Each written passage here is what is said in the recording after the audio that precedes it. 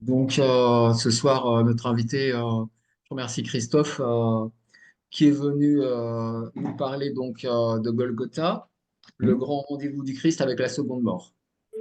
Voilà, Exactement ça, Marc. voilà. Merci Christophe.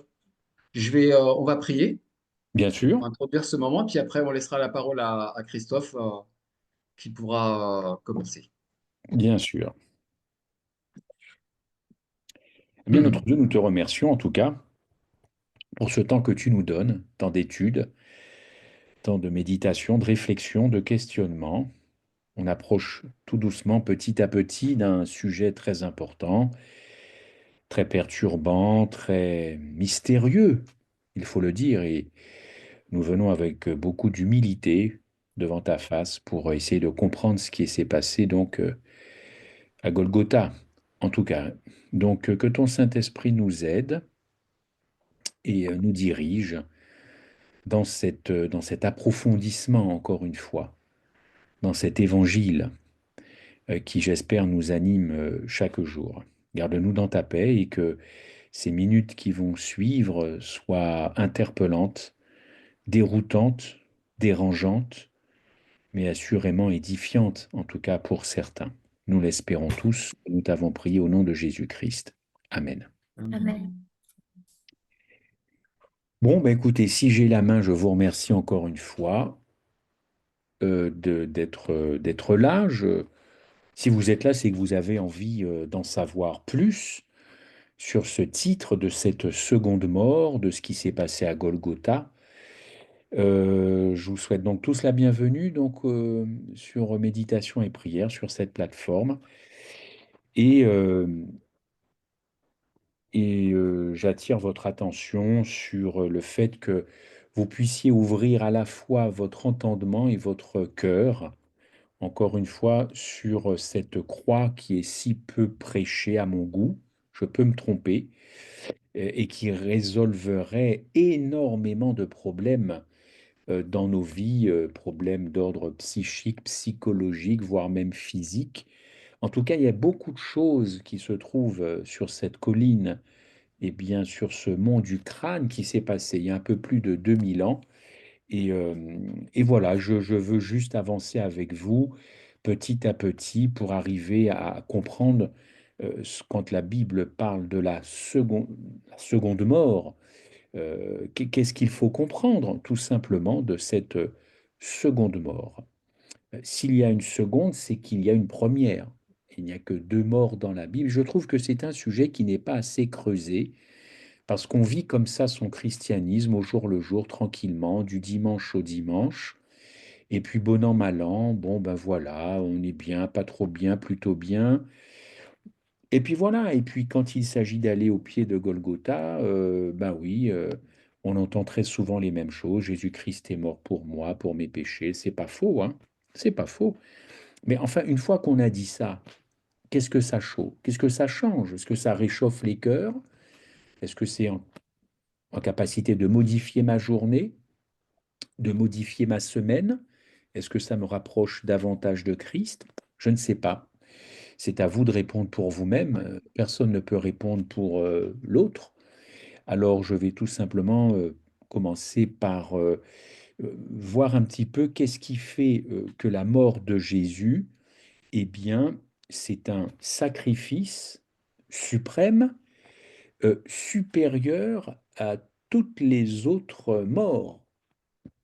Qu'est-ce qui fait que, encore une fois, sa mort est supérieure aux autres? Alors, pourquoi je vous pose cette question? Parce que des martyrs, il y en a eu hein, dans le christianisme, hein, n'est-ce pas? Des martyrs ont souffert des morts horribles, évidemment, et parfois même, on peut le dire, plus agonisantes même, et bien que la mort sur la croix, du moins parfois en apparence. Donc, est-ce que vous vous êtes demandé pourquoi la croix a produit un si grand impact sur les disciples? Je sais qu'il y a plein de questions à se poser hein, quand on est chrétien, quand on est adventiste. Il y a plein de questions qui n'ont pas trouvé de réponse. Mais est-ce qu'au moins celle-ci, vous vous êtes dit, mais puisque c'était des chamailleurs, des bambins, des gamins pour certains avant la croix, qu'est-ce qui fait qu'après la croix, alors là, tout le monde était d'accord? et qu'ils sont tous partis à droite, à gauche, dans cette unité, n'est-ce pas?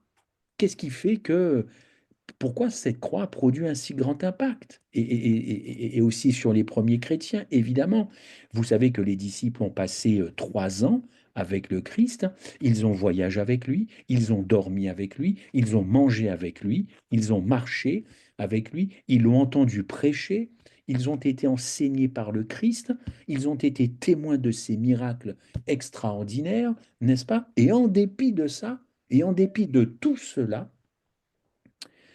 3 ans plus tard, à la Sainte Seine, il formait encore une bande, une compagnie de gens plutôt égoïstes et remplis de convoitises. Oh, je ne leur jette pas la pierre, eh bien, nous avons encore ce caractère. Et c'est à ce moment, encore une fois, qu'est survenue cette crucifixion qui les a complètement transformés. C'est là d'ailleurs qu'ils ont perdu tout intérêt égoïste.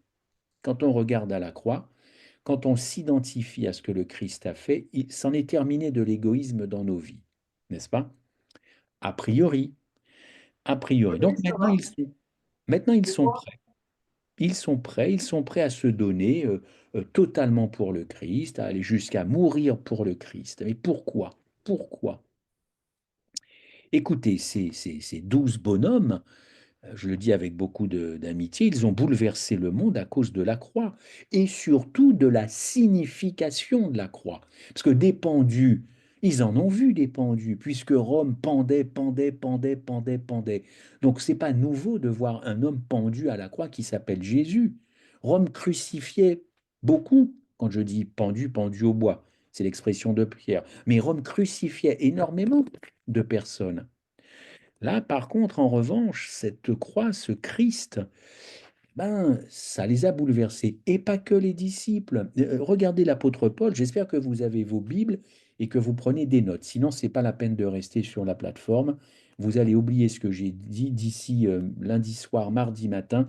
Tout ça, ce sera déjà oublié. Mais si vous notez, là, vous allez exercer votre mémoire.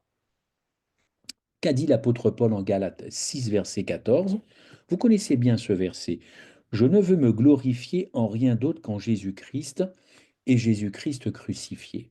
Voilà, c'est tout. Pour l'apôtre Paul, il n'y avait plus que cela qui comptait. Galates 6, 14. Il est même allé jusqu'à rajouter en 1 Corinthiens 2, 2, je ne veux rien savoir parmi vous excepté Jésus-Christ crucifié. Voilà. Donc, il s'est quand même passé quelque chose aussi dans la vie de cet homme pour qu'il veuille déclarer par la suite. Il n'y a que l'évangile de la croix qui m'intéresse. Il n'y a que ça. Christ crucifié, Christ ressuscité. Alors, qu'est-ce qui fait encore une fois que la croix, ce thème central de la Bible, sujet principal, qu'est-ce qui fait que, encore une fois, c'est ce sujet principal du Nouveau Testament? Moi, je pense modestement que si on arrive à répondre à cette question, vous et moi, nous ne serons plus jamais les mêmes. Seulement, nous hésitons à changer, n'est-ce pas? Changer notre caractère, ça voudrait dire que déjà, ça nécessiterait un certain nombre de sacrifices. On est tellement accroché à son caractère parce que ça nous sécurise ce caractère. Si nous changeons, nous sommes une autre personne et donc on s'expose. Donc on tient à notre caractère, n'est-ce pas? Là, manifestement, tout a changé dans leur vie et si on découvre encore une fois véritablement l'enjeu de ce qui s'est passé, pas simplement un Christ mort pour mes péchés, c'est trop facile à raconter toutes ces affaires-là, c'est trop rapide, ça n'a pas de sens quand on ne gratte pas. Et bien quand on découvre véritablement ça, je pense qu'un homme, une femme, un enfant, un vieux, tout le monde peut changer. Et comme tout le monde, c'est dans l'Église, alors l'Église aussi peut changer. Seulement, on a un problème, c'est que Satan sait très bien aussi que ça peut changer un homme et une femme. Il le sait. Alors, du coup, il va faire de son mieux pour couvrir, encore une fois, des ténèbres, eh bien, cette vérité, n'est-ce pas? Et encore une fois, vous savez, pour le diable, je ne suis pas son porte-parole, je veux simplement lui dire que ça lui pose aucun problème de voir des croix dans des églises, hein, que ce soit des églises chrétiennes, des églises protestantes. C'est pas un problème, une croix. Qui est le Christ ou pas sur la croix? Satan passe devant. C'est pas un problème. Qu'il y ait des livres consacrés à Jésus, qu'il y ait des tableaux de peintres, c'est pas un souci pour lui. Qu'il y ait même des films, des pièces de théâtre, et puis maintenant on a effectivement, comment on appelle ça, des grands spectacles. Tout ça, c'est pas un souci. Quand bien même nous discuterions 20 heures sur cette plateforme, sur la croix, c'est pas un problème, non, pas du tout. Eh bien, je pense que son problème à lui, en effet, c'est que nous découvrions encore une fois les perles et les vérités qui se trouvent à la croix. D'ailleurs, il ne s'inquiète même pas que ce soir nous sommes sur cette plateforme, n'est-ce pas, pourvu que nos yeux restent fermés. Oui, parce que vous pouvez très bien être là avec moi et nos yeux sont fermés. La fatigue de la journée, la fatigue du sabbat. On est là, on a une oreille sur la plateforme, un œil sur son téléphone portable ou sur l'écran de télévision parce que c'est le moment des informations. C'est ça qu'il aime, Satan. C'est ça qu'il aime au fond, c'est qu'on soit déconcentré et non pas concentré. Alors effectivement, encore une fois, pourvu que nos yeux soient fermés. Et si on veut vraiment expérimenter le fameux réveil, celui de la Pentecôte, auquel beaucoup de chrétiens court après, on doit dissiper les ténèbres qui entourent évidemment la croix et qui entourent cette croix depuis au moins le Moyen Âge, n'est-ce pas? Alors comment dissiper les ténèbres que le diable continue de mettre pour savoir véritablement ce qui s'est passé sur ce bois? Bois, c'est le mot qu'emploie Pierre, le bois, sachant qu'il y a eu tout un tas de crucifixions à l'époque de Jésus-Christ. Qu'est-ce qui fait que ça? Alors vous allez me dire, oui, Christophe, bah, c'est le Fils de Dieu. C'est ce qui fait que ça change. Oui, évidemment, c'est sûr qu'il n'y avait pas 36 fils de Dieu hein, à l'époque de Jésus. Mais c'est encore insuffisant comme affaire. On doit considérer la croix comme l'ont fait d'ailleurs les disciples, hein, dont je vous ai parlé il y a 5 minutes. Euh, on doit aujourd'hui considérer cette croix comme les auteurs du Nouveau Testament. La question, c'est comment considéraient-ils cette croix? Eh bien, ils n'ont pas regardé cette croix. Je le répète, hein, c'est pas la première fois que j'en parle sur une plateforme à droite ou à gauche, mais il faut vraiment qu'on comprenne une fois pour toutes qu'il y a deux façons de, aujourd'hui, en tant qu'adventiste, modestement, deux façons de regarder Golgotha. Avec des lunettes juives ou avec des lunettes romaines. Il n'y en a pas trois façons de regarder. Et je pense qu'ils n'ont pas regardé d'un point de vue romain cette croix, mais avec des yeux de juifs. La croix revêtait une signification très différente pour les juifs par rapport aux romains. Et nous, adventistes du septième jour, nous devons regarder cette croix avec une certaine qualité de lunettes. Pas à la manière des Romains, mais à la manière des Juifs. Et je suis frappé que le Juif d'aujourd'hui, sans qu'il soit orthodoxe, quand il regarde ce qui s'est passé à Golgotha, pour peu qu'il s'y intéresse, puisque de toutes les façons, ce n'était qu'un gars qui se prénommait Jésus, fils de Dieu, donc passons là-dessus. Mais les crucifixions, le juif d'aujourd'hui, il est très au clair sur ce que c'est qu'une crucifixion. Or, aujourd'hui, le chrétien adventiste, il n'est pas au clair. Alors qu'on leur tape dessus, on leur reproche tellement de choses d'avoir rejeté le Fils de Dieu, ce sont eux les spécialistes de la croix. Hormis le fait qu'ils considèrent que Jésus n'était pas le Fils de Dieu, c'est la symbolique de la croix. Ils comprennent ça beaucoup mieux que les adventistes du septième jour ou toute autre catégorie de chrétiens. On a quand même un petit souci puisqu'on passe notre temps à donner des leçons aux gens. Alors, c'est quoi regarder la croix, le crucifié, avec des yeux de juif? Eh bien, c'est écrit dans la Bible. Je ne suis pas venu vous apporter quelque chose de nouveau. C'est tout simplement dans votre Bible que vous avez maintenant depuis des années et des années. Avez-vous fait attention à ça? Avez-vous fait attention à la façon dont les Juifs regardaient les crucifiés? On y va? Alors, bon, On va se mettre à la place donc de ses disciples et on va regarder la croix, non pas comme on la regarde nous aujourd'hui, mais que comme eux l'ont vue, n'est-ce pas? Cela signifie qu'il va falloir s'efforcer de penser comme des juifs, à leur façon, leur mentalité, leur état d'esprit, le temps de notre méditation, sur méditation et prière, n'est-ce pas? Il faut s'efforcer. Si vous ne faites pas cet effort, c'est pas la peine non plus de rester sur la plateforme parce que vous allez trouver ça un peu hurlu-berlu, n'est-ce pas? Alors pour ça, on a besoin, pour y arriver, eh bien, de se mettre dans la peau d'un juif ou dans la tête d'un juif, mais on va d'abord faire une petite histoire sur cette croix. J'ai déjà parlé de ça, mais je reparle à nouveau de ça. La croix, c'est quelque chose qui a été inventé à peu près 600 ans avant Jésus-Christ, n'est-ce pas? C'était les Phéniciens. Les Phéniciens, aujourd'hui, ce sont les Libanais, peuple qui souffre, comme vous le savez, énormément. Les Phéniciens, eux, bon, bah, évidemment, c'était des païens, ils croyaient en plusieurs dieux, les Phéniciens, n'est-ce pas? Et l'un de leurs dieux était le dieu de la, je ne sais pas si vous le savez, le dieu de la terre, n'est-ce pas? Donc c'est la raison pour laquelle, lorsqu'ils exécutaient un criminel, lorsqu'ils le crucifiaient, ils ne voulaient pas que le corps de ce criminel, de ce malfaiteur, touche la terre. Pourquoi? Parce qu'ils pensaient que cela ôterait à la terre son caractère sacré. C'est dommage de ne pas raconter ça dans les églises, au moins on en saura un petit peu plus sur ce que c'est qu'une croix et sur l'histoire de la. Bon, enfin, c'est dommage, maintenant on ne fait plus attention, on n'enseigne plus grand-chose, donc il faut bien aller chercher par soi-même. Donc, caractère sacré de la terre, il ne faut surtout pas que ses pieds, en l'occurrence évidemment, touchent la terre. Alors, les Phéniciens inventent cette croix, n'est-ce pas, afin que le criminel meure sur cette croix, n'est-ce pas?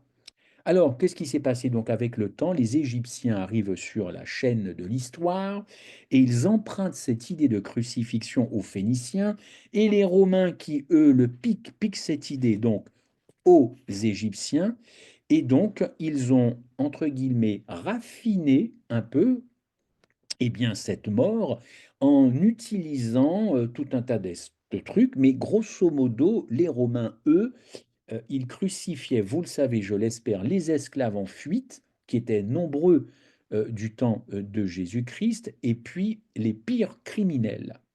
Voilà, ça c'était, euh, pour donner un petit peu le cadre, la mort, bah, c'était une mort qui était très lente et très douloureuse, et qui pouvait durer très longtemps, très très très longtemps. Euh,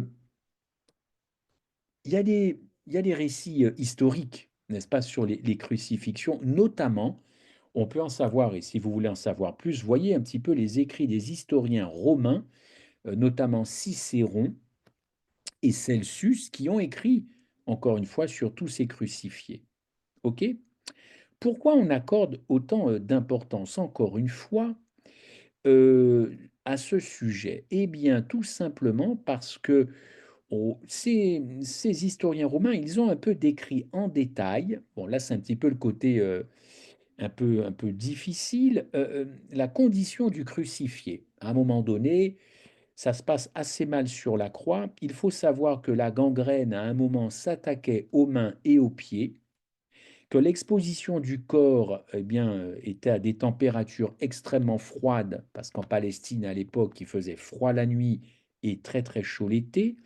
Ces écrivains romains mentionnaient que cela prenait à peu près entre 3 et 7 jours, en effet, pour qu'un crucifié succombe. Et en général, il succombait par suffocation. Autrement dit, il s'étouffait. Bon, euh, la suffocation. La suffocation. Donc, véritablement, c'était un martyre que d'être crucifié, notamment sur le temps, puisqu'encore une fois, je vous l'ai dit, ça prenait entre 3 et 8 jours. Pourquoi on prend encore une fois tant d'importance à dire ça? Parce que le diable, je le répète, a obscurci, encore une fois, de ténèbres la vérité sur la croix. Et en fin de compte, on l'a dit tout à l'heure et je l'ai dit, Christ n'a pas été le seul à souffrir de l'agonie de la croix. Vous aviez les brigands, hein, il y en avait au moins deux à ses côtés qui ont souffert, et d'ailleurs plus longtemps que lui, n'est-ce pas, oui ou non? Puisqu'il a fallu briser les genoux du Christ pour abréger tout cela, mais eux, ils sont morts plus tard, ils ont souffert plus tard que le Christ, et ils n'ont pas eu d'ailleurs le privilège, encore une fois, d'avoir les jambes brisées. Ils étaient vivants et ils ont énormément souffert, bien plus que le Christ, je dis bien physiquement. Alors, les Romains, je l'ai dit tout à l'heure, crucifiaient énormément à l'époque, évidemment, de leur époque à eux, entre 50 et 70 personnes pouvaient être crucifiées par jour, et on a cette crucifixion du Christ parmi tous ces brigands, ces voleurs, ces criminels et ces esclaves en fuite. Christ n'était ni un criminel, ni un esclave en fuite, et pourtant, vous le savez, eh bien, écoutez, il a été crucifié. Bon, dans le compte-rendu de la crucifixion qui est donné par Jean au chapitre 19, on va découvrir que Pilate, d'ailleurs on en a parlé sabbat dernier dans la leçon d'école du sabbat, le représentant de Rome, nommé par Tibère, il réalisa qu'en fin de compte, en ce qui concerne la loi romaine, je dis bien la loi romaine, Pilate le dit, Jésus ne méritait pas la crucifixion. Pourquoi? Ce n'est pas un esclave en fuite et ce n'est pas un criminel. Cependant, pour plaire, pour plaire aux Juifs, il a fait donc flageller Jésus-Christ, n'est-ce pas? Jésus sortit donc portant la couronne d'épines, dont d'ailleurs les soldats l'avaient affublé par moquerie, et le manteau de pourpre. Pilate leur dit alors aux Juifs, Ecce homo, voici l'homme, n'est-ce pas? Lorsque les principaux sacrificateurs et les huissiers le virent, ils s'écrièrent, crucifie-le, crucifie-le. Mais Pilate leur répondit quelque chose que vous savez, puisque vous êtes tous nés dans l'adventisme. Voici ce qu'il dit, prenez-le vous-même, crucifiez-le, car moi je n'ai trouvé aucune faute en lui. Débrouillez-vous, vous le crucifiez, mais moi, la loi romaine, je ne trouve rien à dire sur cet homme, n'est-ce pas? Il n'a aucune faute. Je ne trouve aucune faute en lui. Jean 19, je rappelle la référence, n'est-ce pas? En bref, qu'est-ce qu'il disait, ce Pilate? Autant que la loi romaine le permette, il est concerné. Cet homme ne mérite pas la crucifixion, n'est-ce pas? Comme les Juifs devaient justifier leurs actions, les Juifs répondirent, oui, mais nous, on a une loi. Toi, tu as la tienne. Mais nous, on en a une. On en a une. Et selon notre loi, il doit mourir. Il doit mourir, c'est dans Jean 19, verset 7. Vous vérifierez, prenez des notes. Pourquoi? Il doit mourir parce qu'il dit qu'il est le Fils de Dieu. Retenez bien ça, vous comprenez? Il doit mourir parce qu'il s'est fait Fils de Dieu. Jean 19, verset 7. Ok, donc les Juifs font appel à quoi là? Ils font appel à la loi sur le blasphème, n'est-ce pas? À la loi sur le blasphème. Et c'était Dieu d'ailleurs qui leur avait donné cette loi par Moïse, n'est-ce pas? Si Pilate avait connu cette loi, Christ aurait pu ne pas être crucifié, parce que la loi non seulement condamne un blasphémateur à mort, ça ok, mais cette loi stipule aussi la manière dont doit mourir le blasphémateur. Je répète, Dieu a fourni aux Israélites la peine à subir quand on blasphème, donc c'est-à-dire la mort, mais la façon dont ce blasphémateur doit mourir, n'est-ce pas? On va examiner cette loi. On ne peut pas dire ça sans preuve. Alors on arrive. Eh bien, c'est dans le livre du Lévitique, tel que Dieu l'a donné par l'intermédiaire de Moïse. Rappelez-vous, Jésus prétend être le Fils de Dieu. OK? Puisque les Juifs ne l'ont pas reconnu comme le Fils de Dieu, comme le Messie, et qu'ils l'ont rejeté, c'est donc un blasphème. N'est-ce pas? Puisqu'il déclare, je le répète, être le Fils de Dieu. Alors, que dit la loi de Moïse donnée par Dieu sur le blasphème? J'espère qu'avec toutes ces années d'adventisme et de christianisme, vous êtes quand même au minimum au courant. C'est Lévitique 24, verset 16. Lévitique 24, verset 16. Que dit la Bible? Que dit Dieu sur le blasphème? C'est pas très compliqué à comprendre ça. Pas besoin d'avoir fait de grandes études. Lévitique 24, verset 16. Celui qui blasphémera le nom de l'Éternel sera puni de mort. Bon, bah là, jusque-là, Dieu est dans les clous. Oui ou non? Toute l'assemblée le lapidera. Toute l'assemblée le lapidera.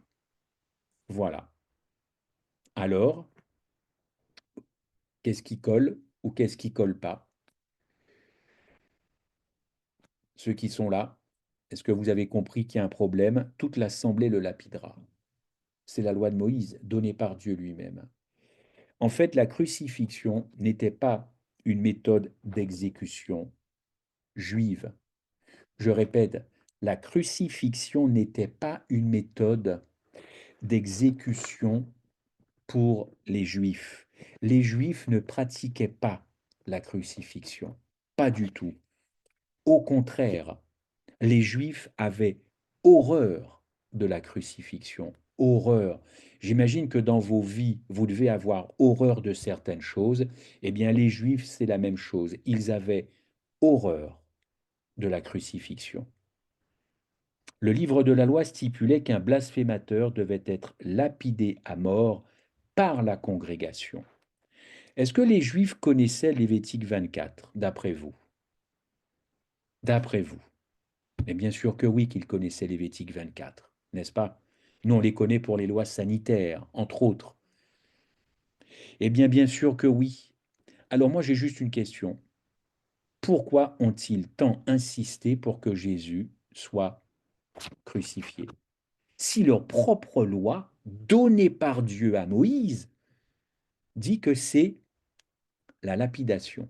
Pourquoi insiste-t-il pour que Jésus soit crucifié? Vous êtes-vous au moins déjà posé cette question, s'il vous plaît? J'espère que oui, j'espère que oui. La réponse à cette question, elle est très importante, parce que la crucifixion, c'est une façon bien plus horrible de mourir. C'est en fait la mort la plus douloureuse et la plus honteuse et la plus cruelle que l'homme n'ait jamais inventée, et en plus pratiquée par l'homme. Pilate aurait préféré leur dire, vous pouvez le prendre et le lapider, mais pourquoi encore une fois les Juifs ont-ils tant insisté pour que ce soit la crucifixion? Ok? Il faut être au clair, hein. Les Juifs savaient ce que disait la loi concernant le blasphème. Et d'ailleurs, si quelqu'un ne me croit pas, si quelqu'un peut-être veut me prendre à défaut, il existe d'autres versets qui viennent à l'appui de, du texte qu'on a vu dans Jean 19 ou Jean 17. Regardez Jean 10, verset 30. C'est Jésus qui parle, Jean 10, 30. Jésus fit une déclaration qui, pour les Juifs incrédules, constituait un blasphème. C'est quoi un blasphème? Ben, vous avez peut-être un début de définition. Moi et le Père, nous sommes un. Voyez, moi et le Père, nous sommes un. Bingo, ça c'est un blasphème pour les Juifs. Moi et le Père, nous sommes un. Regardez comment ont réagi les Juifs au verset 31. C'est très important. Regardez, lisez le verset 31. On va le lire ensemble. Alors, je dis bien que nous sommes en Jean 10, 31. Alors les Juifs prirent quoi? Qu'est-ce qu'ils prirent, les Juifs? Ils prirent de nouveau des pierres. Pour quoi faire? Le lapider. Oui ou non? C'est pas moi qui le dis, c'est le texte, n'est-ce pas? Remarquez l'expression de nouveau. Ce n'était donc pas la première fois que Jésus se retrouvait dans une situation où il disait quelque chose qui était pris pour du blasphème et qu'on allait à ce moment-là le lapider. Pourquoi ramassèrent-ils des pierres pour le lapider? Eh bien parce qu'à leurs yeux, ils obéissaient à la loi de Dieu donnée par Dieu à Moïse. Ils pensaient que Jésus donc avait prononcé un blasphème. Sinon, pourquoi aurait-il cru à Pilate, crucifie-le, crucifie-le? Pourquoi était-il si catégorique de réclamer quelque chose qui ne se trouve pas dans leur loi? Et vous avez affaire à des spécialistes de la loi, des spécialistes. Ils savent très bien la virgule près ce que dit la loi en matière de blasphème. Ils réclament autre chose que la lapidation. Je pose la question ce soir, qu'est-ce qui se cache derrière cette demande? Puisque ce n'est pas dans ta loi, mon ami, qu'est-ce qui se cache? Vous êtes-vous déjà demandé, avec toutes ces années d'église ou autre, vous avez-vous déjà posé cette question? Pourquoi était-il si catégorique sur la crucifixion? Surtout d'ailleurs qu'on sait que ce n'est pas une méthode juive. Comment réclamer quelque chose dont tu as horreur? N'est-ce pas? Alors il y avait une raison, et il est important que vous la connaissiez, que nous la connaissions. J'espère que pour l'instant je ne trouble personne. Vous êtes bien chez vous. On est donc dimanche soir. Vous êtes au chaud et vous êtes bien sur méditation et prière, n'est-ce pas? En tout cas, je l'espère. Alors on va voir pourquoi ils ont réclamé la crucifixion. Il faut aller dans un texte de Deutéronome 21. On reste dans l'Ancien Testament. Deutéronome 21. Les Juifs ne voulaient pas seulement que Jésus meure lorsqu'ils insistèrent pour que lui soit crucifié. Non, non. Les Juifs réservaient quelque chose de pire à Jésus-Christ. Il lui avait en réserve quelque chose de pire qu'une simple mort, comme ça, comme les autres martyrs, les bandits et tout ce que vous voulez. Non, non, il voulait plus que la mort toute simple du Christ à la croix. En fait, quand on réfléchit et quand on étudie, on s'aperçoit qu'ils avaient une idée derrière la tête. Cette idée derrière la tête, elle est dans la Bible. Deutéronome 21, je vous l'ai dit il y a quelques instants, versets 22 à 23. Je ne suis pas dans l'interprétation, je lis ce que dit le texte. Lorsque ils s'écrièrent crucifie-le, crucifie-le, crucifie-le, que dit le texte? Si l'on fait mourir un homme qui a commis un crime digne de mort, et le blasphème était, selon les Juifs, un crime digne de mort, n'est-ce pas? C'est Dieu lui-même qui donne ça à Moïse. C'est un crime digne de mort. Le texte poursuit, et que tu l'aies pendu à un bois, son cadavre ne passera pas la nuit sur le bois, n'est-ce pas? Passera pas la nuit sur le bois, mais tu vas aller l'enterrer le jour même. Car celui qui est pendu au bois est un objet de malédiction auprès de Dieu, n'est-ce pas? Est un objet de malédiction auprès de Dieu. Savez-vous ce que signifiait cette déclaration pour un juif? Ça, c'est très important. Si un juif avait commis un crime digne de mort et que le juge le condamnait à mourir, cet homme pouvait encore se mettre à genoux, in extremis, et dire par exemple, Seigneur Jéhovah, je t'en prie, pardonne-moi ce que j'ai fait. Il pouvait encore bénéficier du pardon et garder l'espoir d'être sauvé. Pourquoi pas? Pas une grosse hypothèse, hein, on ne prend pas de grand risque à dire ça. Mais si le juge déclarait, après ta mort, tu seras pendu au bois, cela signifiait pour lui la malédiction irrévocable de Dieu qui correspond à ce péché impardonnable et ça correspond à la seconde mort, c'est-à-dire à Dieu pour la vie, pour toujours. N'est-ce pas? Souvenez-vous, vous le savez peut-être que les Juifs ne croyaient pas à l'immortalité de l'âme.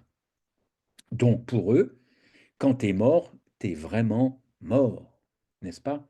Ça, c'est un concept grec qui s'est infiltré dans l'Église chrétienne, ce concept de l'immortalité de l'âme, et ça a tout simplement dépouillé, désossé, eh bien, la croix d'une partie de sa gloire.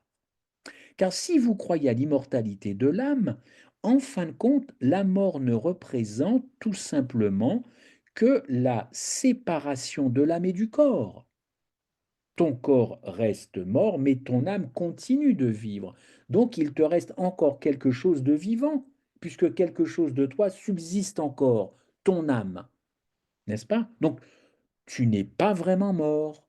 C'est ce que ça veut dire classiquement, basiquement. Donc pour les Juifs, la mort voulait dire adieu à la vie. Et ce fameux péché impardonnable, cette malédiction divine, signifiait bye bye, adieu à la vie pour toujours. Pourquoi? Mais parce que Dieu t'a abandonné, tu es allé trop loin, tu as commis ce péché impardonnable, Dieu ne peut pas revenir là-dessus. Tu es allé trop loin. C'est irrévocable. Tu ne ressusciteras pas. Tu meurs de la seconde mort, c'est éternel. Tant pis pour toi, tu étais un gros méchant méchant. Il fallait pas faire toutes les bêtises que tu as faites, n'est-ce pas? Donc, ce péché te plombe. Malédiction divine signifie, ben voilà, Dieu t'a abandonné, Dieu c'est la source de la vie, Dieu c'est la source de l'espérance, sauf que là, tout ça, c'est terminé pour toi. Il n'y a plus d'espoir de résurrection, n'est-ce pas? Je répondrai peut-être tout à l'heure aux questions qui arrivent dans le chat. Pour l'instant, je ne suis que dans des textes bibliques de l'Ancien Testament sans interprétation de ma part, n'est-ce pas? Si je dois interpréter des choses, on verra ça plus tard. Mais pour l'instant, je m'en tiens à des textes qui sont à peu près clairs en français à comprendre. OK? Donc, lorsqu'ils s'écrièrent les Juifs, crucifie-le, vous avez quand même conclu qu'ils ne demandent pas simplement la mort physique du Christ, mais ils demandaient surtout à Dieu de faire descendre évidemment sa malédiction sur, sur le crucifié, n'est-ce pas? Sur le bandit, sur le martyr, sur le voleur, sur l'esclave en fuite. Voilà, puisque c'était les critères pour finir sur une croix. Ils pensaient d'ailleurs, ces juifs, ils pensaient, puisque ils ont leurs lunettes juives, enlevez donc vos lunettes romaines, hein, enlevez donc vos lunettes françaises et mettez juste ce soir des lunettes juives. Sinon, encore une fois, c'est pas la peine de rester sur cette plateforme, vous, vous, vous ne comprendrez pas, vous n'aimerez pas, enfin je ne sais pas comment vous vivrez cette affaire-là, mais ça ne vous dira rien du tout. Mettez-vous dans la peau d'un juif, mettez-vous dans la peau de ces juifs qui réclamaient, vous avez Pilate en face de vous ce soir, et vous lui réclamez la crucifixion de cet homme à côté qu'on appelle Jésus, et vous comprendrez où on veut en venir. Donc ces juifs-là, ils ont un texte en tête, c'est Ésaïe 53. On reste encore dans l'Ancien Testament, je vous l'ai dit, mettez-vous dans la peau des Juifs. Ésaïe 53, au verset 4, il s'agit évidemment du chapitre de l'Ancien Testament qui décrit la croix. Qu'est-ce qu'il est écrit? Cependant, ce sont nos souffrances qu'il a portées, ce sont nos douleurs dont il s'est chargé et nous l'avons considéré comme puni. Qu'est-ce qui est écrit juste après? Qu'est-ce qui est écrit juste après? Frappé de Dieu, pardonnez-moi, et affligé, n'est-ce pas? Frappé de Dieu, vous avez bien lu, hein? Frappé de Dieu et affligé. Oui, Dieu, si j'en crois ce texte d'Ésaïe, a bien affligé Christ à la croix. Regardez de nouveau le verset 10 d'Ésaïe 53. Il a plu à l'Éternel de le briser par la souffrance. Ça, c'est un texte difficile, compliqué. Il faut y aller mollo, parce que ça pourrait faire fuir tout un tas de personnes. Mais vraiment, je prie le Saint-Esprit qu'il nous ouvre ce soir en particulier euh, l'esprit sur ces versets qui sont durs. Il a plu à Dieu de le briser par la souffrance. Alors cela n'a rien à voir avec ce que les Romains ont fait, ni avec ce que les Juifs ont fait. Cela n'a même rien à voir avec ce que le diable a fait. On voit d'ailleurs comment la croix a dévoilé que Satan est bien un meurtrier. La croix a dévoilé le péché dans son essence même, dans son ADN, c'est-à-dire la crucifixion de Jésus-Christ. Maintenant, regardons la croix sous un angle différent et allez dans Romains 5, verset 8. Romains 5,8. Mais Dieu prouve son amour envers nous, n'est-ce pas, en ce que lorsque nous étions encore des pécheurs, Christ est mort pour nous. Vous connaissez bien ce verset-là, n'est-ce pas? Il y a plusieurs textes dans la Bible, d'ailleurs, qui donnent des exemples de la malédiction, n'est-ce pas? D'ailleurs, malédictions qui sont mentionnées dans Deutéronome 21, j'ai donné le texte tout à l'heure.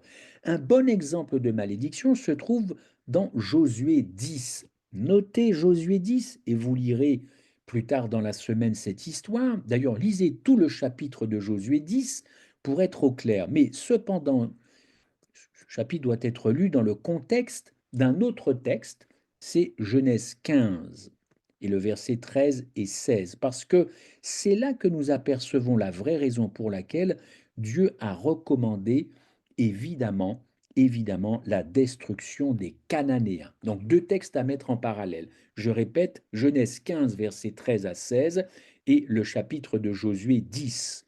Bon, si vous n'avez pas lu le contexte, on rappelle un petit peu cette histoire-là. Dieu appelle Abraham à sortir d'Ur en Chaldée et lui dit, je veux que tu quittes ton pays, que tu quittes ton peuple et que je veux que tu ailles dans un autre pays que je te donnerai pour ta famille et tes enfants. Ce pays, on le sait, c'est la Canaan, n'est-ce pas? Qui correspond grosso modo à Israël aujourd'hui. Mais nous ne devons pas oublier que Canaan était déjà occupé, n'est-ce pas? Par qui? Ben, par les Cananéens. Ça, c'est pas très compliqué. Et à cette époque, ils se désignaient eux-mêmes comme des Amoréens. Le mot d'ailleurs amoréen, c'est que c'est juste l'ancien mot pour cananéen. Mais c'est pareil en tout cas. Qu'est-ce que Dieu allait faire avec les Amoréens? Voulait-il les détruire afin de pouvoir donner le pays aux Juifs? Non, ce n'était pas le plan de Dieu. Le plan de Dieu était qu'Abraham, lui, serve de témoin face aux Amoréens, de sorte qu'ils puissent eux aussi faire partie du royaume de Dieu, n'est-ce pas? Dieu disait en quelque sorte à Abraham, Abraham, je vais te faire sortir je vais faire sortir tes pays, tes enfants de Canaan, après que tu auras rendu ce témoignage d'ailleurs à ces Amoréens, que quoi? Ben que je suis le vrai Dieu et que je suis le créateur de toute la terre, n'est-ce pas?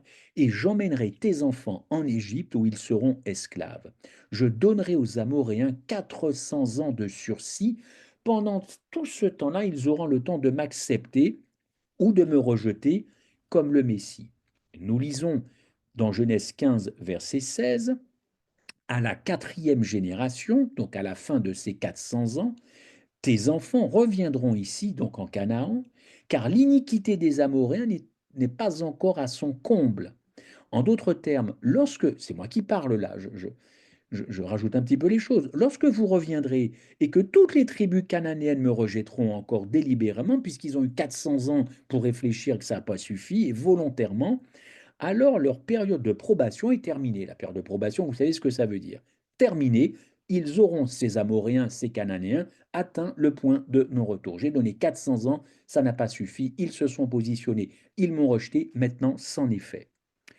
Lorsque les Juifs sont revenus sous la direction de Josué, car Moïse était déjà mort, n'est-ce pas, bien qu'il ait vu la terre promise, Josué revient, n'importe quelle tribu des Amoréens qui attaquaient Israël et combattaient au nom de son Dieu, en fin de compte, affirmait quoi? Nous continuons de rejeter ton Dieu, n'est-ce pas? Rappelez-vous que la plus grande nation de l'époque, c'était l'Égypte.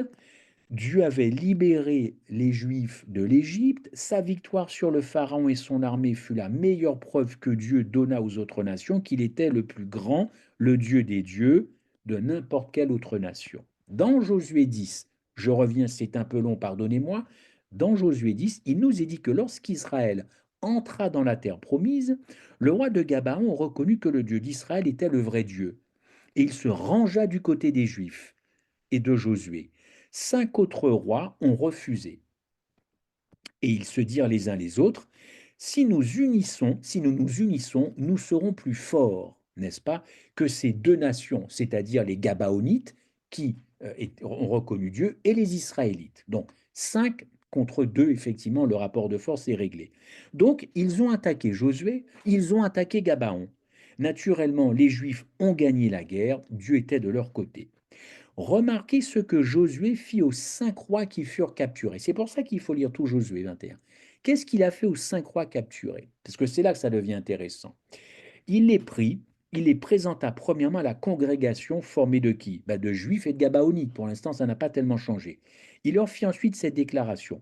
Vous lirez, mais moi j'avance un petit peu. Notez qu'elle est en accord avec ce que avait dit Dieu à Abraham, que le temps d'approbation des Amoréens prendrait fin lorsque ses descendants reviendraient. Ces 5 rois avaient atteint le point de non-retour et ils s'étaient donc volontairement, délibérément détournés de Dieu. Josué dit à l'assemblée, ne craignez pas et ne vous effrayez pas. Fortifiez-vous, ayez du courage, car c'est ainsi que l'Éternel traitera tous vos ennemis contre lesquels vous combattez. Ça, c'est le verset 25-26.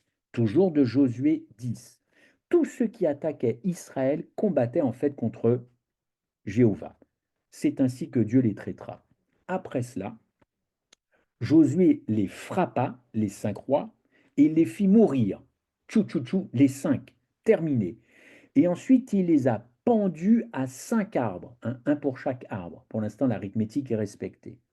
Et ils sont restés pendus jusqu'au soir. Josué 10, verset 26. Ils restent pendus jusqu'au soir. Mais c'était ce que la loi de Deutéronome 21, que vous avez lu, prescrivait d'ailleurs, comme devant symboliser la malédiction irrévocable. Qu'est-ce que Josué a dit au peuple? Maintenant, quiconque attaque Israël a délibérément et irrévocablement rejeté le Dieu du ciel et a donc volontairement atteint le point de non-retour. La malédiction de Dieu repose sur cette personne. La malédiction de Dieu repose sur cette personne, et notamment sur ces 5 rois. Or, les Juifs voulaient que la même malédiction retombe sur qui, chers amis? Vous l'avez compris, sur Christ. C'est pourquoi ils se sont écriés, crucifie-le, crucifie-le, crucifie-le. Les Juifs, à l'époque de Jésus, étaient très au clair sur ce qu'est une malédiction. Aujourd'hui, je ne suis pas sûr que nous soyons au clair. C'est même peut-être un terme qui nous répugne, mais ça existe dans la Bible, la malédiction, n'est-ce pas? Jésus a-t-il maudit un figuier? Ça vous pose un problème moral, psychologique, théologique? La malédiction, c'est quelque chose de très concret. Il n'y a pas de souci, mais nous, caucasiens occidentaux, dès qu'on voit un truc qui ne nous plaît pas, ben forcément, c'est has-been ou ça n'existe plus. Heureusement que nous n'avons pas écrit la Bible, hein, parce que franchement, on en aurait fait un livre de rigolade au point où on en est. Car la crucifixion au temps de Christ était synonyme de pendaison à un arbre, équivalent de la seconde mort. Équivalent de la seconde mort. En fin de compte, la question est de savoir si Dieu était d'accord avec tout ça. Dieu a-t-il répondu à la demande des Juifs? A-t-il fait tomber la malédiction sur son Fils pour faire plaisir aux Juifs, puisque c'est ce qu'il réclamait, puisque c'était son peuple, même qu'il n'avait pas accepté le Fils? Est-ce que c'est ça finalement? N'est-ce pas? La réponse est oui. Romains 8, 32, Paul nous dit, Dieu n'a pas épargné son propre Fils. Dieu n'a pas épargné son propre Fils. Cependant, Dieu n'a pas fait reposer sa colère ou sa malédiction sur Christ à cause d'un blasphème, mais pour une toute autre raison. Dieu savait que son Fils ne blasphémait pas quand même. Ce serait illogique de le condamner ou de le maudire. Pour ça, puisqu'il était bien le Fils de Dieu, il faut aller ailleurs chercher ça. Il faut aller dans Galates 3. Nous avons l'interprétation néo-testamentaire de la croix. Galates 3. Souvenez-vous que les auteurs du Nouveau Testament, ils étaient tous juifs, à l'exception de Luc. Voyez comment l'apôtre Paul définit pour sa part la croix, non du point de vue romain, même s'il se trouvait lui-même être un citoyen romain, mais dans la perspective juive, Galates 3, perspective juive, car tous ceux qui s'attachent aux œuvres de la loi sont sous la malédiction. Ça, c'est le verset 10.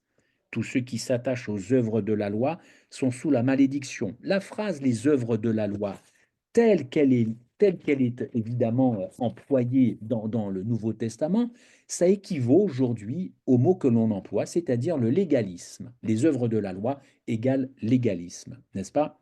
Et il n'y avait pas à cette époque de mot grec équivalent à légaliste. Alors, lorsque vous rencontrez les expressions ou l'expression œuvre de la loi, rappelez-vous qu'elle se rapporte toujours à l'observation de la loi dans le but d'être sauvé, dans le but d'être sauvé, mais la loi, pas la loi comme un moyen de salut, n'est-ce pas? Attendez, oui, d'être sauvé, non à l'évidence du salut, au fruit du salut, mais à la loi comme moyen du salut, absolument. On fait les choses pour être sauvé. Paul l'a dit aux Galates, non, non, ça ne marche pas. Quiconque essaie de gagner le ciel en gardant la loi est sous la malédiction de la loi. Pourquoi? Ben parce que la loi le dit, maudit est quiconque n'observe pas tout ce qui est écrit dans le livre de la loi pour le mettre en pratique.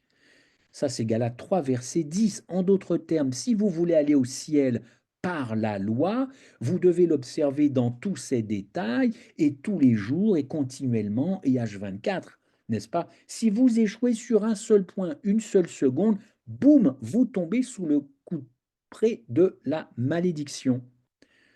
Mais le fait que tous ont péché dans Romains 3, 23, il n'y a pas une seule personne qui ait gardé la loi parfaitement, pas une seule personne évidemment à l'exception de Christ. Tous les chrétiens sont des pécheurs sauvés par grâce. Vous le savez, pourquoi? Ben parce que Christ nous a racheté de quoi? Il nous a racheté de la malédiction de la loi. Galates 3,13. Nous avons été rachetés de la malédiction de la loi, n'est-ce pas? Qui a fait devenir malédiction pour nous? Qui a fait devenir malédiction pour nous? Ce n'est pas le démon qui a maudit le Christ, puisque il ne peut pas maudire le Christ, il ne peut pas punir le péché, puisqu'il est lui-même l'auteur du péché. N'est-ce pas? Il ne s'agissait pas non plus des Juifs, même s'ils ont demandé à Dieu de maudire le Christ. C'était pas eux. Donc, qui a fait devenir Christ malédiction pour nous? Je le répète, malédiction pour nous. C'est bien le Père, c'est bien le Père qui n'a pas épargné son Fils, qui a permis que cette malédiction retombe sur son Fils, non que Dieu ait pris un immense plaisir à tout cela, mais il le fallait évidemment au nom de la loi. Par 3 fois, rappelez-vous, Jésus a plaidé avec le Père, Père, Père, si cela est possible, enlève cette coupe. J'ai bientôt terminé, je voudrais vous rassurer. Enlève cette coupe 3 fois. Alors moi, je vous pose la question ce soir, à quelle coupe Jésus fait-il allusion, puisque vous étudiez la Bible depuis très longtemps, à quelle coupe fait-il allusion quand il dit à son Père, Père, Père, Père, si cela est possible, éloigne cette coupe. Écoutez, il n'y a que 2 coupes dans la Bible. J'espère que vous le savez. La coupe de la vie, la Sainte Seine, que nous pratiquons une fois tous les 3 mois dans nos communautés, et la coupe de la malédiction, n'est-ce pas? Eh bien, c'est cette coupe de la malédiction que le Christ voit arriver, évidemment, et qui le fait évidemment tressailler, tressailler. C'était cette coupe de la malédiction de Dieu contre nos péchés, évidemment, que le Christ évidemment, s'était chargé. C'était d'ailleurs la raison pour laquelle Jésus plaidait avec Dieu. Il savait ce que cela signifiait, Jésus, que d'être maudit, en l'occurrence par son Père, pour les péchés, les nôtres, qu'il a endossés lui. Jésus sait ce que c'est que la malédiction. Les Juifs savent ce que c'est que la malédiction. Dieu sait ce que c'est que la malédiction. Satan sait ce que c'est que la malédiction. Et nous, le peuple du livre, aux dernières nouvelles, aux dernières statistiques, on ne sait pas beaucoup, peu, pas du tout, peut-être un peu, beaucoup. On n'est pas au clair en tout cas. Tout le monde est au clair sauf nous, ou à peu près, ou à peu près. Alors voici ce que Dieu a répondu. Ben non, mon cher fils, je ne peux pas enlever la malédiction qui est sur toi, parce que Dieu nous aime. C'est assez paradoxal pour Dieu de dire, je ne peux pas enlever cette malédiction que je fais peser sur toi, parce que je t'aime et parce que j'aime la race humaine. C'est difficile à comprendre pour des gens qui ne sont pas versés. C'est compliqué. C'est compliqué. Mais la croix recèle, révèle encore des choses qui vont nous déranger.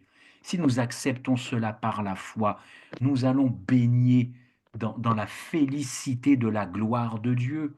Bien sûr, je vous aime, je n'ai pas épargné mon propre fils, le texte le dit, mais il l'a livré pour nous tous, en notre faveur, en notre bénéfice. Dieu n'est pas un maso vis-à-vis de son fils, il a dû passer par là pour sauver cette race humaine qu'il aime tant.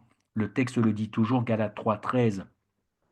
Christ, plutôt Deutéronome, Christ nous a rachetés de la malédiction de la loi, étant devenu malédiction pour nous.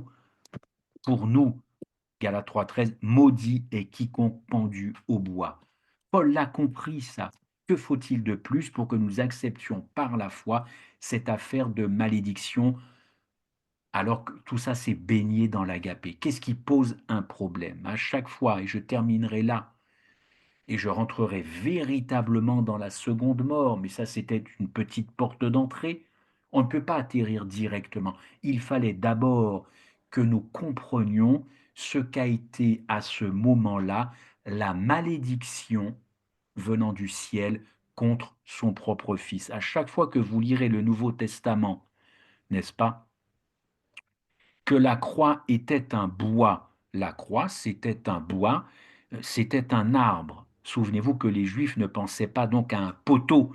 Lorsque les Juifs mentionnaient qu'il était suspendu à un arbre, ils ne faisaient pas allusion à un poteau ou à deux pièces de bois. La question n'a jamais été ça. Ils n'avaient qu'une seule chose à l'esprit.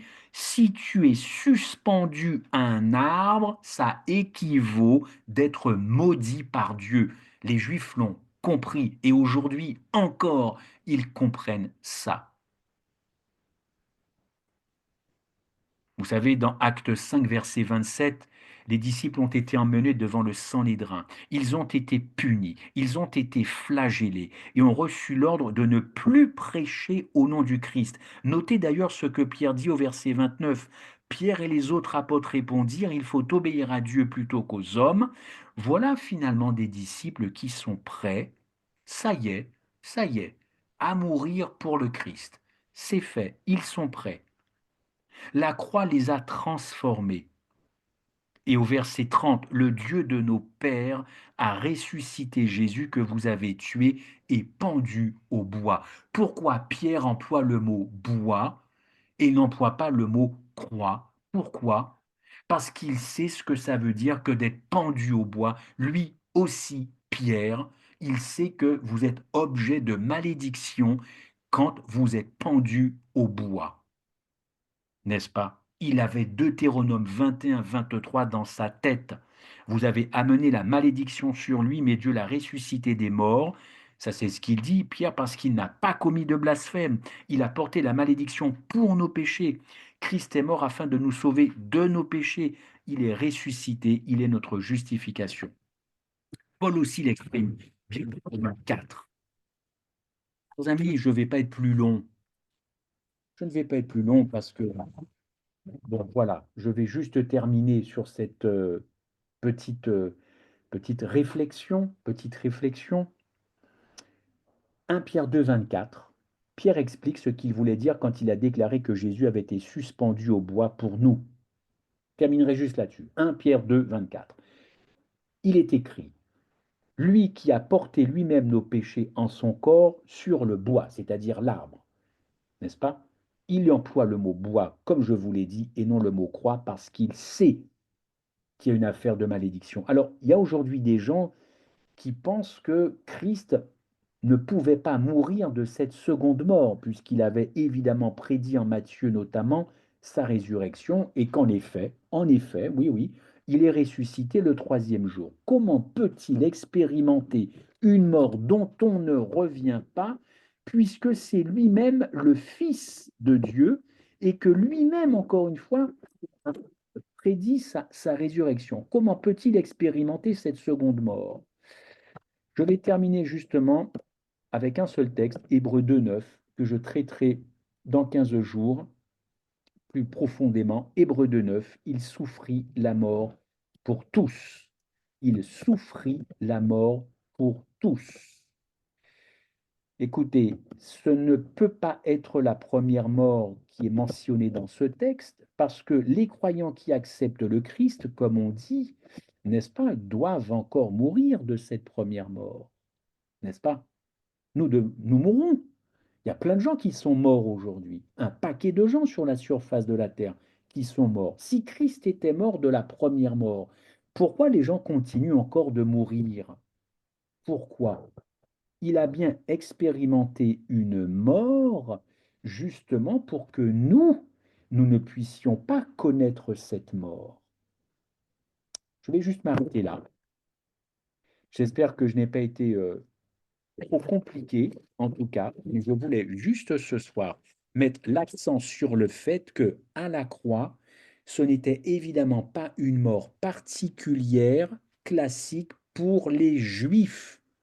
J'espère que vous avez été dans la peau de Juifs ce soir pour comprendre pourquoi ils ont demandé la crucifixion alors que la loi mosaïque réclame, et on ne rigole pas avec la loi de Moïse, il n'y a pas eu une exception, c'était donc la lapidation. Et qu'est-ce que ça entraîne d'être crucifié pour un juif à l'époque, évidemment, de Jésus-Christ? Je vous remercie de votre attention. J'espère ne pas avoir été trop long. Et nous développerons encore une fois très bientôt. Nous rentrerons maintenant véritablement dans cette malédiction. Dans cette malédiction. On reverra si elle vient bien encore une fois de Dieu, car pour certains ça pose un problème. Et on verra comment le Christ, lui, à Golgotha, notamment grâce au psaume, a vécu cette malédiction de l'intérieur, de l'intérieur. Je vous remercie et que Dieu nous garde et nous bénisse en tout cas. Amen. Merci, Christophe. Amen. D'accord. Donc, je vais permettre à des gens de poser deux, trois questions. Oui, pas de souci. Donc, dans le chat, J'essaie d'y répondre. dans le chat, déjà, il y a une question de la part de Valentin qui Oui, est pourquoi faire correspondre malédiction et seconde mort? Donc, je lis ce qu'il écrit après. Il dit que bon, ça, c'est une interprétation. Et il dit, et nous l'avons considéré comme puni, frappé de Dieu et humilié, ne veut pas dire qu'il est frappé par Dieu. moi, je vais répondre à Valentin très simplement. Je ne suis pas venu interpréter. Je n'ai fait que de lire des textes bibliques qui sont très clairs et je ne vais pas les reprendre. On a vu Deutéronome, on a vu Lévitique, on a vu Galates. Donc, j'ai lu des textes qui parlent de la malédiction que le Christ, toute personne qui, évidemment, était crucifié à la croix. Ça ne relève absolument pas, ou alors je n'ai pas parlé français, mais ça ne relève absolument pas d'une interprétation. C'est typiquement biblique et c'est dans l'Ancien Testament, à ma connaissance en tout cas. D'accord. Euh, bon, s'il y a d'autres personnes qui veulent prendre la parole pour poser des questions, ouvrez vos micros. Je voudrais, je voudrais poser une question. C'est possible? Oui. Mhm. Oui. Oui. Donc, je voulais, en prélude, demander, est-ce qu'on peut faire la différence entre la révélation de Dieu concernant, concernant l'avenir et la planification du plan de Dieu?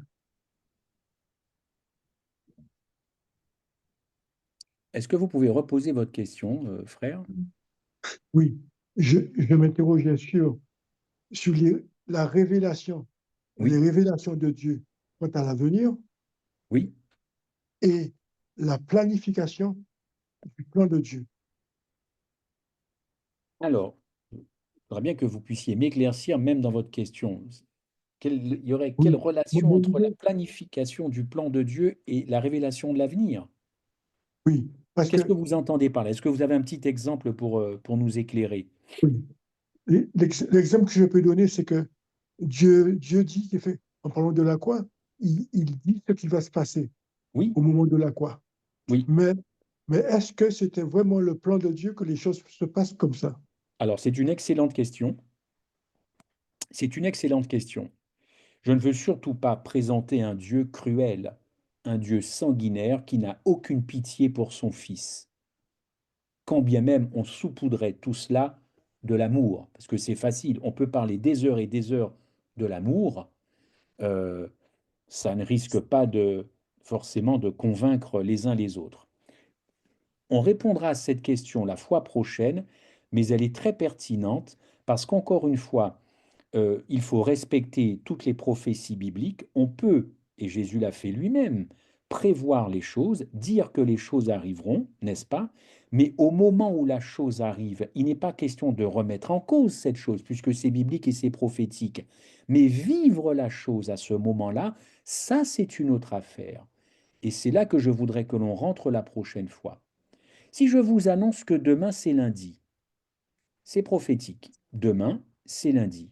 Oui ou non? Oui, Bon, mais demain, comment je vais vivre demain lundi? Comment ça va se passer dans mon cœur et dans ma tête? Demain, oui, c'est lundi, je ne me suis pas trompé, mais comment je vais vivre lundi? Est-ce que je serai seul, accompagné? Ça, c'est autre chose.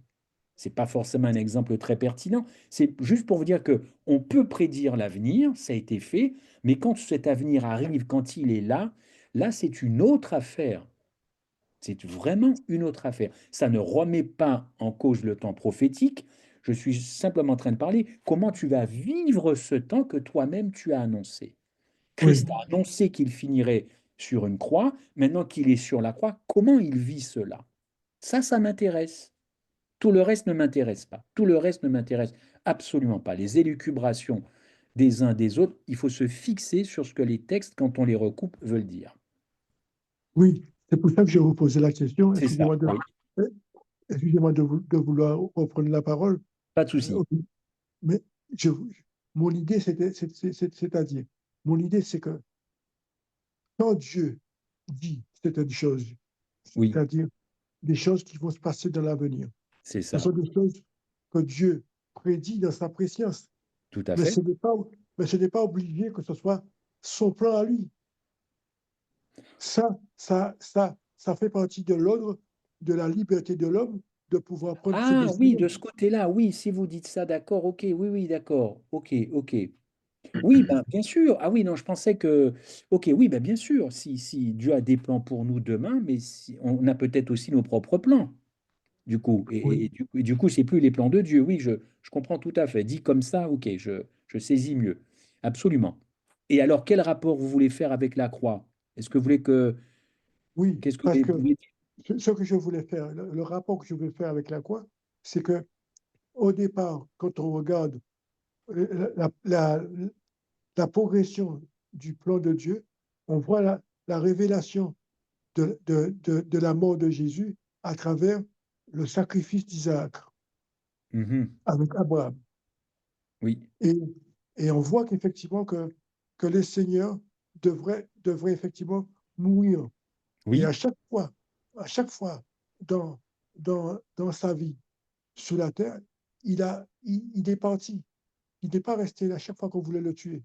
Mais oui, au moment que la mort devrait être effective, tout il à se fait. livre à ses ennemis. Oui. Il se livre à ses ennemis. Et Et ses ennemis, il se livre volontairement, il se livre, volontairement. il le dit d'ailleurs, personne ne m'ôte la vie, je donne ma vie.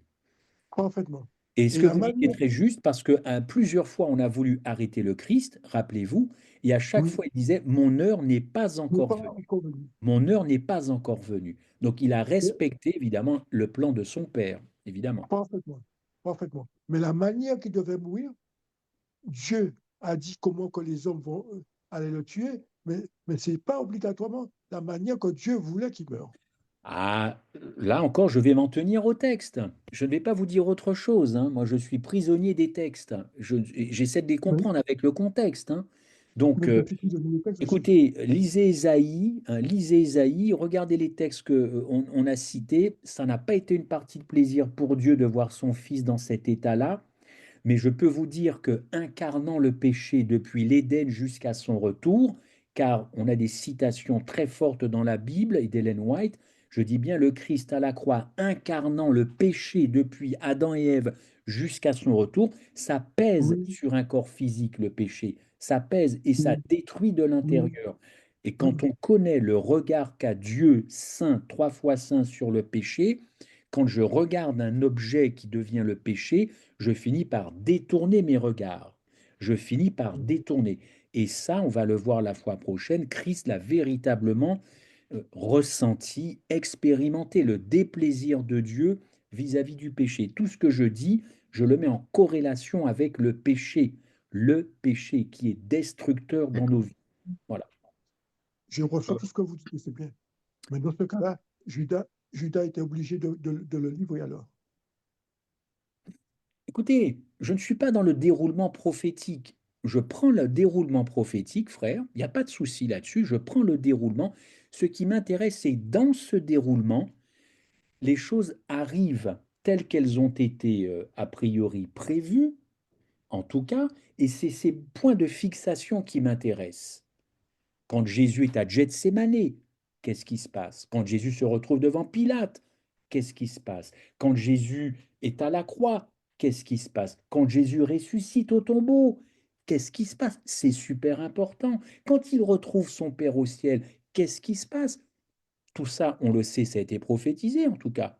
Mais moi, c'est ces temps-là qui m'intéressent. Ok, merci. Il y a, comment dirais-je, Valentin qui repose une question. Peut-être, Valentin, tu peux prendre la parole avec le micro, ce sera plus pratique, si c'est possible.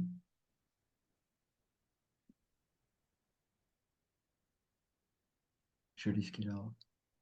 Bon, Non, bon. Valentin ne répond pas. Je vais poser une question à Christophe.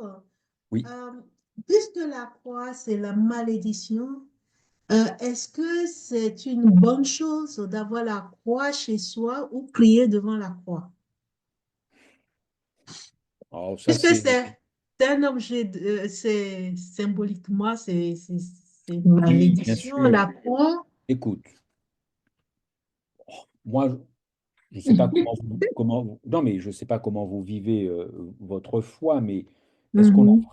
est-ce qu'on aurait vraiment besoin de ce petit objet, quelle que soit sa taille, avec Mhm. ou sans le Christ dessus, pour se rappeler ce moment-là? Je ne suis pas sûr personnellement qu'on ait besoin d'objets comme ça chez soi. On on a ça. Amen. On a ça, et je pense que c'est suffisant pour se rappeler Golgotha et tout ce qui est écrit dans l'Évangile, évidemment. Voilà. Je crois que dans les esprits, les gens ont l'impression que, bon, voilà, si on prie devant la croix ou porter la croix, c'est une bénédiction qui portait sur eux ou un truc comme Hein. ça. Peut-être qu'il y a des gens qui pensent ça, hein, ou dans d'autres pays, peut-être, je ne sais pas, dans d'autres pays. Il y a parfois des processions aux Philippines, notamment à la Pâque. Vous voyez des gens qui se flagellent dans les rues de Manille, notamment en Asie du Sud-Est. Ils se flagellent comme à l'époque du Christ, ils portent des croix. Peut-être que pour eux, ils trouvent quelque chose là-dedans, mais tout ça n'est que du folklore, tout en respectant les gens qui le font, mais ça reste pour le Satan, une forme de folklore, puisque de toutes les façons, le but ultime, c'est de mettre des ténèbres sur réellement ce qui s'est passé à Golgotha. C'est ça. Tout le Voilà. reste, ça l'amuse, c'est du pipeau, c'est du cinéma, c'est Walt Disney pour lui. Son but, masquer ce qui s'est réellement passé à la croix. Ok. Myriam a une question à poser. Oui, bonsoir tout le monde. En fait, c'est pas trop une question, c'est plus une réflexion en fait. Quand on a lu le dernier texte dans 1 Pierre 2, 24, en fait, il est dit en lui, non, lui qui a apporté lui-même, attends, lui qui a apporté lui-même nos péchés en son corps sur le bois. Oui, Et en fait, l'impact de la croix dans ma vie, en fait. oui, Parce que c'est plus dans ce genre de réflexion, parce que, en fait, mes péchés, ils ont été portés à la croix, oui. au bois, donc ils ont vécu la seconde mort aussi. Alors, répète ta question, s'il te plaît. En fait, mes péchés, ils ont, euh, non, par rapport à 1 Pierre 2, verset 24. Lui qui a apporté lui-même nos péchés en son corps sur le bois. Ouais. Donc, ça veut dire que mes péchés, ils ont vécu la seconde mort. Ah, alors attends, ça c'est une très bonne question. Je veux juste répondre à Valentin. Je me suis effectivement trompé parce que je vois que le frère parle de ça. En effet, les jambes du Christ n'ont pas été brisées, puisque effectivement il est mort. Je crois que c'est Jean qui le dit, je crois, au verset 33, quand ils arrivèrent, ils ont vu que Jésus était mort, ils ne lui brisèrent pas donc les jambes. Donc ça, c'est juste une petite erreur de ma part. Et donc ça, c'était bon quand même à rectifier. Maintenant, quand tu dis, enfin, quand tu poses cette question, est-ce que mes péchés ont subi la seconde mort? Je ne sais pas trop si ce sont mes péchés qui ont subi la seconde mort, mais en tout cas, je ne suis plus destiné à cette mort éternelle. C'est-à-dire que je ne suis plus destiné à vivre sans mon Sauveur pendant l'éternité. Moi, je ne mettrai pas l'accent sur les péchés, que ce soit des petits ou des grands, mais sur mon destin, ma destinée. Quand tu endosses quelque chose pour éviter que les autres endossent cette chose, oui, là, c'est ce qui est arrivé à Golgotha. Voilà. Maintenant, c'est plutôt ça, je pense, qui est intéressant, plutôt que de se dire que ce sont mes péchés qui ont... Peut-être que tes péchés ont... Peut-être, mais en tout cas, c'est ton avenir qui s'est joué. Voilà. C'est-à-dire que on peut ne plus être séparé éternellement de notre Sauveur. Voilà. Et ça, Ouais. il fallait qu'il endosse mes péchés. Donc je ne Amen. peux pas dire que ce sont mes péchés qu'ont subi ou expérimenté la seconde mort. C'est tout le corps de Christ, toute sa vie qui a été donnée pour que moi, je n'aille plus sur ce terrain-là. Alors j'irai sur ce terrain-là si je rejette ce don et ce cadeau. Attention, je ne prêche pas le salut universel où nous irons tous au paradis. Non, non, je dis simplement que ce qui s'est passé à Golgotha a véritablement changé la destinée de la race humaine, la destinée, puisque nous étions tous en Christ, en Christ. Mm. Donc même C'est l'incroyant aujourd'hui, le athée, l'agnostique, il peut à tout moment reconnaître ça, sa destinée change tout de suite. mm, Voilà. Il n'est plus voué à être séparé éternellement de son Sauveur. mm, Maintenant, ça, c'est très bien à dire, Myriam, c'est très facile et je le reconnais. Maintenant, la fois prochaine, on va voir comment ça a été vécu de l'intérieur du corps du Christ. mm. Ça, ce que je Hmm. dis, c'est la fin, c'est la conséquence. Mais comment tu vis ça pour éviter aux autres de vivre ça? Alors là, bonjour, bonjour. Ok, merci, merci Christophe. Est-ce qu'il y a encore une dernière question, peut-être?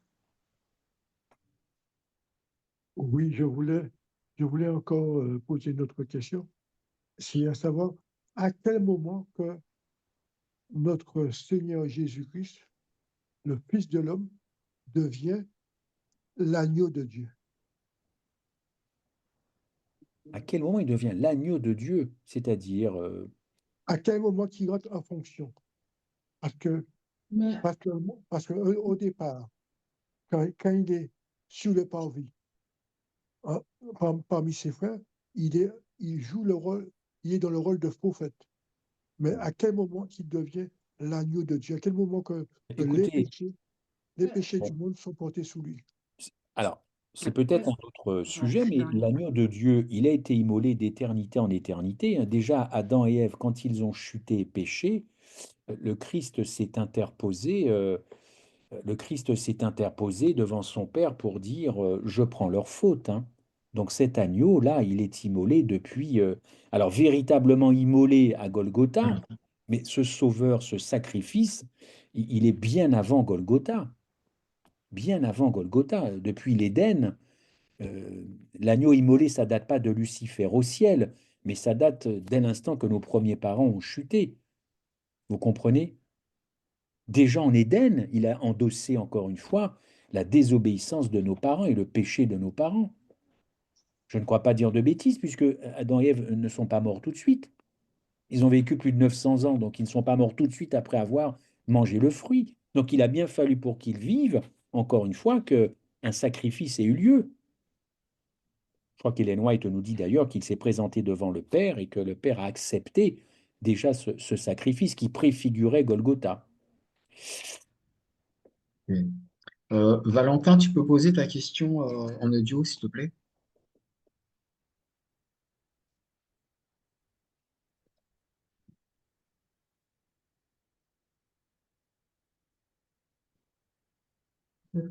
Bon, alors la question de Valentin, c'est, Oui. il y a encore une question, c'est comment Dieu permet-il qu'un innocent soit maudit à la place des coupables? Lui qui dit dans Exode 34, verset 7, qui conserve son amour jusqu'à 1000 générations, qui pardonne l'iniquité, la rébellion et le péché, mais qui ne tient point le coupable pour innocent, et je rajoute ni l'innocent pour coupable. Et il écrit plus bas, déjà en Éden, le Christ s'est interposé devant le Père. Il dit, où est-ce écrit dans la Bible, ou est-ce une Alors, interprétation? je vois que Valentin emploie un mot qu'il connaît très très bien manifestement, c'est le mot interprétation. Apparemment, on ne peut pas enlever à ce frère ce mot dans la langue française, interprétation. Je ne suis pas venu interpréter les choses. Je veux simplement dire à Valentin que concernant cette affaire d'innocence et de culpabilité, alors nous verrons ça dans 15 jours parce que nous allons véritablement voir si Christ était innocent ou coupable. Voilà Valentin, il faudra revenir dans 15 jours. Les textes que vous citez sont très forts, on les connaît. Alors on va voir si effectivement Dieu a condamné un coupable ou un innocent à la croix. Très intéressant. Merci de faire le teaser de 15 jours et on verra si effectivement Jésus était un innocent ou un coupable. Parce qu'alors là, ça entraîne effectivement des enjeux importants, absolument. Merci à vous, Valentin. Ok, il y a Timothée qui dit, bon, bonjour, bon, Isaac est le type qui représente l'agneau de Dieu, et pourtant, au dernier moment, Dieu a empêché sa mort. N'êtes-vous pas d'accord? Et il dit, enfin, on dit plus bas, je pense que Jésus n'a jamais eu de seconde mort. Au contraire, il n'a eu que la première mort, la physique, pas de mort spirituelle. Il met, je suis de Russell, pour information. Ok. Je suis de Russell, je ne sais pas ce que c'est. Russell. Bruxelles. Non, non, Hmm. moi je m'en tiens uniquement encore une fois au texte biblique que j'ai cité, donc de Galates, de Deutéronome, de Lévitique. Je ne peux citer effectivement que ces textes-là. Si Timothée pense que Jésus est mort de la première mort, eh ben, le sacrifice est incomplet parce qu'il y a encore plein de gens qui meurent. Et puis dans 15 jours, nous irons dans les autres textes qui parlent de la seconde mort et on verra si effectivement Jésus est mort de la première mort seulement. Si c'est que ça, eh bien, je ne sais pas pourquoi, encore une fois, tous les gens continuent de mourir et on verra ça très bientôt, il n'y a pas de souci. Mm. Amen.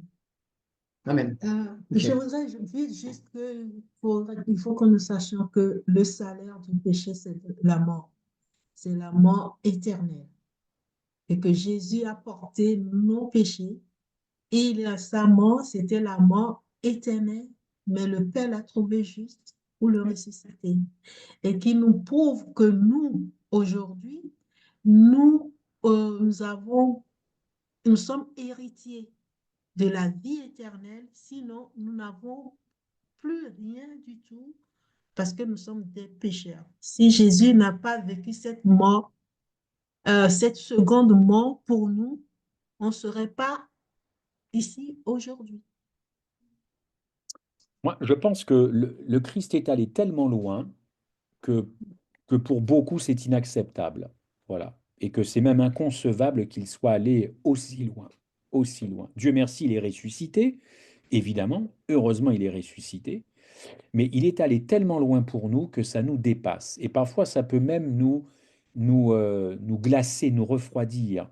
Mais le péché nécessitait effectivement eh bien, cette seconde mort. Le péché est tellement horrible qu'il fallait passer par là. Mais la bonne nouvelle, c'est qu'il est ressuscité. Je ne vais pas me disputer ni me fâcher avec ceux qui ne croient pas à ça. C'est pas un problème. C'est vraiment pas un souci. On a le droit de croire ce que l'on veut. Mais, euh, mais voilà, moi, je m'attache je veux découvrir ce qui s'est réellement passé à la croix pour me sortir de ma condition de pécheur. Moi, Oui.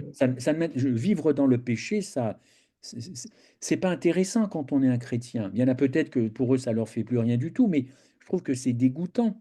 Je trouve que c'est dégoûtant. Donc, euh,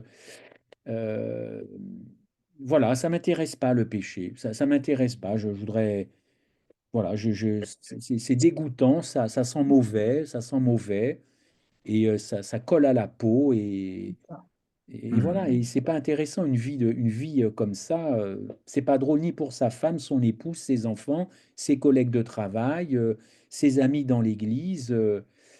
Voilà, s'il y en a qui, pour eux, ça ne fait plus rien, moi, ça m'embête. Personnellement, moi, ça m'embête. Mhm. Et puis, Jésus, il a suivi sur la croix la séparation avec le Père. On a une séparation qui est très claire dans la Bible, Claire. qui est Amen. Oui. bien écrit dans l'Ancien Testament, qui est l'apôtre Paul, c'est le meilleur avocat quand il écrit en hébreu des textes terribles sur cette seconde mort. Bon, voilà, et puis avant de croire ce que je dis ou pas, c'est pas la question, c'est ce qui m'intéresse, c'est cette seconde mort, c'est quoi? On parle des temps de feu, on va y aller dans 15 jours, hein, j'ai pas de souci, moi, ces temps de feu, c'est quoi les temps de feu? C'est un vrai étang qui flambe, on va voir véritablement la condition physique et psychique de Jésus à la croix à ce moment-là. C'est important de savoir comment le Sauveur est passé par là. C'est important parce que quand j'ai des problèmes, je peux m'identifier à ça.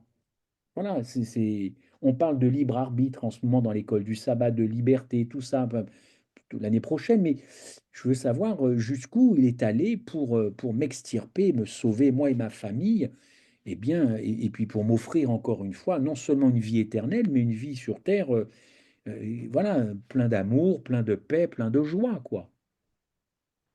C'est pas, on va faire ça ensemble si vous le voulez bien. Voilà. Je voulais dire que l'Apocalypse aussi parle de la seconde mort. Hein. Ah ben absolument, on va y revenir. Ouais. On va y revenir. Vous L'Apocalypse dit, parliez de l'agneau tout à l'heure. 21 fois, il y a le mot agneau dans l'Apocalypse. 21 fois. mais oui, je suis Alors c'est que complètement c'est d'accord avec vous. important, l'Apocalypse, c'est l'agneau. La révélation de Bien sûr. Jésus-Christ, mais la révélation de cet agneau. Donc, cette seconde mort, elle est présente. Et elle nous dit des choses, cette seconde mort. Et ces versets mettent ça en relation avec le sacrifice du Christ. Voilà. Moi, j'y suis pour rien. Je suis innocent. J'y suis pour Ok, rien. Je prends le texte et je regarde jusqu'où mon Sauveur est allé pour me sauver, par amour, pour que vous et moi, nous puissions vivre avec lui. J'ai pas envie de dénaturer son sacrifice. J'ai pas envie de le soustraire à des choses. Je veux pleinement comprendre ce qui s'est passé. Voilà. merci Christophe. On Voilà. va, ok, merci beaucoup. On va, comment Pas de dirais-je, souci. on va arrêter là. Je Ouais. vais demander à, je sais pas si Jason est là, s'il voudrait bien prier pour clôturer ce moment. Ok, je suis là. Merci. Prions ensemble. Éternel, notre tout-puissant Créateur, Dieu de notre salut, par le bien-aimé Fils Jésus-Christ, Dieu de la révélation, à toi seul reviennent la gloire, la louange, l'honneur, l'adoration et le règne, car tu es Dieu à nul autre pareil. Merci pour le sacrifice suprême Amen. que tu as consenti afin que nous ne restions plus des enfants de colère, Amen. mais des enfants de paix qui bénéficient du pardon et de la réconciliation avec toi. Amen. Amen. Amen. Amen. Merci Seigneur de ce que ton bien-aimé Fils a accepté de se faire notre frère pour que nous puissions reconquérir à nouveau la paternité céleste. Mhm. Mhm. Donne-nous Seigneur de nous approprier les mérites de la croix Mhm. et de garder le dépôt jusqu'en ce jour-là. Amen. Bénis ton enfant que tu as utilisé, le frère Christophe, pour continuer à prodiguer ces instructions afin de continuer par nous édifier dans la vérité, de sorte que Jésus-Christ ne nous manque jamais. Amen. Car-nous dans ton amour et préserve-nous du mal, afin que nous puissions continuer à marcher humblement avec toi. Que par ton excellente grâce, chacun puisse continuer à puiser de la force dans ta joie. Amen. Merci de nous écouter, de nous exaucer au nom puissant de Jésus, notre Seigneur Rédempteur. Amen. Amen. Amen. Amen. Amen. Amen. Je rends gloire à Dieu déjà par rapport à tous ces enseignements. Je te remercie encore, Christophe, d'être venu nous voir sur Méditation et Prière. Merci à toi, merci à tout le monde. Voilà. Je remercie aussi toutes les personnes qui ont été présentes ce soir. Et je vous donne rendez-vous, nous vous donnons rendez-vous donc pour la suite. Christophe nous parlera de la seconde mort le 1er décembre Oui, c'est ça, Me- parce que oui, c'est ça. à Ça va 20h. venir, À 20h, hein. ça va venir vite, ouais, me- ouais. Merci Voilà. à vous. Merci à Merci. vous de nous donner cette possibilité. Merci. Soyez bénis.